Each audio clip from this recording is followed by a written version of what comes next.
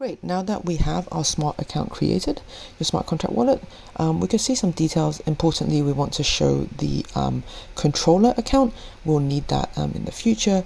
And also we're going to install the identity plugin. The identity plugin is a piece of plugin that connects to your smart contract wallet that stores some public key for the on-chain verifier.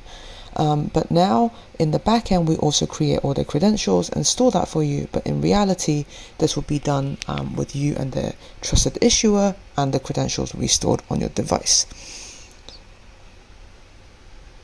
We can now go back to the page and check out the plugin, and we can see the address of the plugin, etc. Now we are ready to go and use AVIPAD.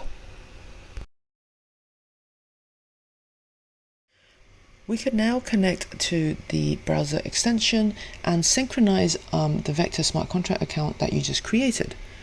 By that, we're able to have the selected smart contract wallet account show some details, and from the front end dApp's perspective, they interact with it just like they would any other account.